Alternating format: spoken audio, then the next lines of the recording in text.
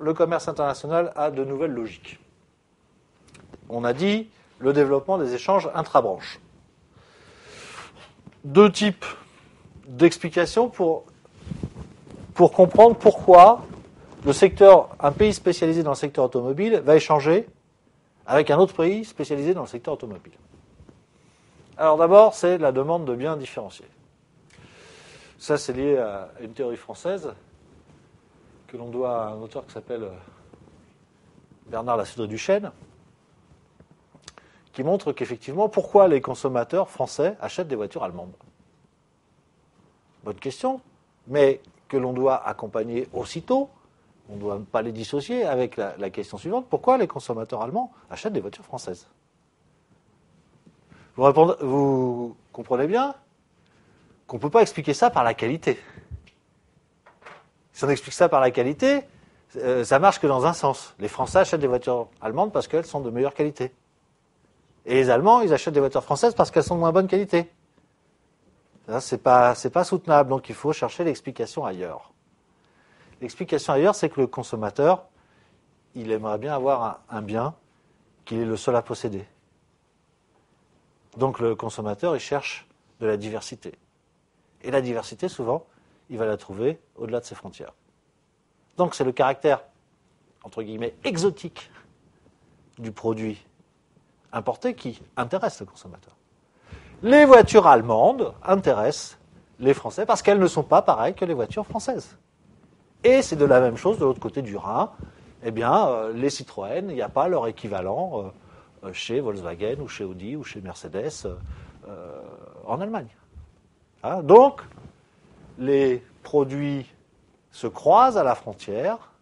C'est une formule de Bernard Lasudré-Duchesne. Les produits se croisent à la frontière et les différences s'échangent. Hein, et on est typiquement dans cet univers de consommation, cet univers de différenciation où les individus veulent des biens de plus en plus spécifiques, de plus en plus adaptés à leurs besoins, de plus en plus originaux qu'ils ont horreur de voir chez leurs concitoyens. Donc ça explique évidemment un pan assez important de l'échange. Donc c'est, si vous voulez, c'est la norme de consommation finalement qui a évolué, qui provoque ce genre de choses. On ne saura jamais. Est-ce que ce sont les offreurs qui ont fait évoluer la norme de consommation dans ce sens-là? Est-ce que c'est la norme de consommation, à force de beaucoup de consommation, qui évolue dans cette direction-là?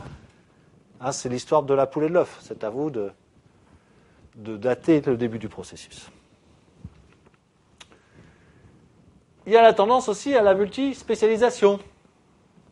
Alors, voilà pourquoi les Allemands fabriquent des automobiles, les Américains fabriquent des automobiles. Pourquoi tout le monde n'a pourtant pas le même avantage, a priori? Alors, Lindner a dit, ça dépend de la taille du marché. Si votre marché intérieur est grand, eh bien, vous avez intérêt à tout développer. Puisque vous avez un marché captif. Au pire, vous fermerez vos frontières pour ne pas être embêté avec les produits des autres. Mais quand vous avez un marché de 300 millions de consommateurs comme aux États-Unis, ça suffit pour faire des affaires en or aux industriels. Donc plus le pays est grand, plus il a donc une base de consommateurs importante, et plus il a intérêt à se spécialiser dans plein de trucs. Au contraire, un petit pays, lui, il ne va pas avoir trop le choix des spécialisations parce qu'il est petit, mais par contre, le petit pays, lui, d'emblée, il va être obligé de regarder de l'autre côté de sa frontière pour pouvoir continuer à faire des affaires. Autrement dit, le petit pays, lui, est condamné à exporter pour exister. Hein, voilà l'idée de demande représentative. En fonction de la taille de votre marché, ça va induire effectivement des comportements totalement différents. Donc, avantage aux grands pays, de toute façon, hein, qui eux auront le luxe, effectivement, pourront se payer le luxe d'avoir des multi-spécialisations. Le problème est donc, les petits pays, eux, ils seront spécialisés dans quelque chose et ils seront obligés d'aller le vendre très très rapidement à l'étranger. Le problème, c'est plutôt pour les pays de taille intermédiaire, qui ne sont ni franchement condamnés à l'exportation, d'accord, et qui n'ont pas de marché intérieur suffisamment développé pour pouvoir développer leurs entreprises uniquement avec ce marché. Le cas de la France, qui est totalement un pays intermédiaire en termes de marché, parce que un marché de 65 millions d'habitants, aujourd'hui, c'est pas un gros marché. Aujourd'hui, un marché représentatif, on est au-delà de 100 millions de consommateurs. C'est probablement entre 100 et 200 millions de consommateurs. Et puis, le rôle des firmes transnationales, donc le développement des échanges intra-branches, évidemment, mais transnationales, elles sont présentes dans tous les pays, et elles fabriquent les moteurs dans un pays, et elles assemblent les automobiles dans un autre pays, ce qui veut dire qu'elles sont obligées d'importer des moteurs dans le pays d'assemblage. Donc c'est ce comportement des firmes transnationales. J'insiste pas dessus parce que nous aurons une longue explication sur l'évolution du rôle des firmes transnationales dans quelques séquences. Mais retenez d'ores et déjà qu'effectivement, les filiales spécialisées contribuent à l'essor des échanges internationaux. Et évidemment, une entreprise transnationale qui est spécialisée dans un produit, elle va échanger que des produits ou des semi-produits de son secteur d'activité. Donc ce sont des échanges intra-branches. Et puis, il y a la hiérarchie des spécialisations. Alors, quelle est l'idée ? Eh bien, les spécialisations ne se valent pas toutes. Et que donc, à un moment donné, ces spécialisations, elles vont changer de main. Parce que les pays vont essayer d'accéder à des positions concurrentielles bien plus satisfaisantes, et donc d'accéder à des productions qui leur permettent de mieux gagner leur vie à l'exportation, tout simplement. Donc, ce problème de hiérarchie des spécialisations est intéressant. Alors, ça, c'était le développement des échanges intra-branches. Vous avez compris ? La branche d'activité, c'est l'ensemble des entreprises qui fabriquent le même type de produit. En tous les cas, il y a une branche par produit. Les échanges intra-firmes. Alors, les échanges intra-firmes, ça, on revient encore à notre problème de firmes transnationales, FTN, firmes transnationales. Donc, poids croissant d'un point de vue économique de ces firmes. Il y en a de plus en plus, on le verra, et elles représentent un volume d'échange et de production toujours de plus en plus grand.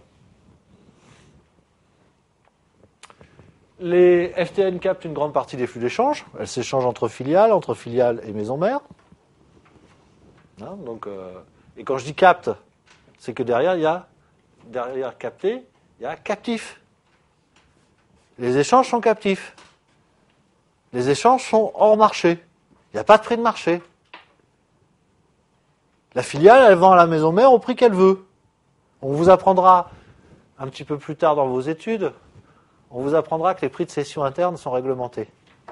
Et à chaque fois qu'un comptable, j'entends ça de la bouche d'un comptable, ça me fait un peu rire parce que je connais aussi les pratiques des firmes transnationales et je peux vous dire qu'elles font ce qu'elles veulent au niveau de leurs échanges internes. Elles valorisent ce qu'elles se vendent au prix qu'elles veulent. En fonction de quoi ? De la fiscalité sur les bénéfices. Si vous avez deux pays, je vends, le premier pays, il vend une pièce détachée au deuxième pays pour assembler le produit. Dans le deuxième pays, c'est la France, mettons, la fiscalité est très élevée. Donc je vais payer beaucoup d'impôts si je fais beaucoup de bénéfices. L'idée, c'est de ne pas faire de bénéfices. Donc le pays qui vend la pièce, il va la vendre très très très cher au pays qui va l'incorporer sur le produit final, qui lui va payer un impôt sur les bénéfices très important. Donc la marge et le profit de cette entreprise dans le pays à forte fiscalité va être faible. Les profits vont être faits dans le pays d'origine où la fiscalité est faible. Ça tombe bien puisque c'est là où on paye le moins d'impôts. Donc il y a ça, il y a les taux de change aussi. On va pouvoir jouer sur les taux de change dans les échanges entre filiales de firmes transnationales. Bref, il n'y a pas de prix de cession interne fixe. Alors il paraît que les douaniers ont un catalogue en disant voilà, ça vaut ça. Oui, mais quand ce sont des pièces détachées pour voitures, précisément, il n'y a pas d'équivalent. Il n'y a pas de catalogue. Donc, les entreprises font ce qu'elles veulent au niveau de la pratique de leur prix. C'est pour ça que je dis que les échanges sont captifs. Et ils sont très très peu transparents. Évidemment. Multiplication des flux d'export et d'import liés aux échanges entre filiales et maisons mères. C'est très très important. Imaginez, Lacoste fait fabriquer ses polos en Tunisie. C'est toujours vrai. Donc ces polos, ils sont faits en Tunisie. Ils sont importés en France. En France, on va coudre le crocodile. Comme ça, on pourra mettre Made in France sur le produit. La dernière opération de fabrication du produit était faite en France. On va mettre Made in France dessus. Et ensuite, on va l'exporter aux États-Unis ou partout où il y a un marché. Donc on voit là déjà sur un truc très très simple, sur un produit très très simple, on a déjà 2 flux internationaux. A priori, il aurait pu ne jamais voir la France, ce produit. À partir du moment où il y a une stratégie de fabrication dans un pays à faible coût de main-d'œuvre. Pour des raisons marketing, on a besoin du Made in France, pour des raisons aussi de surveillance de la contrefaçon. Et donc on met si vous voulez, le logo infalsifiable ou presque, qui est le crocodile brodé sur le polo en France.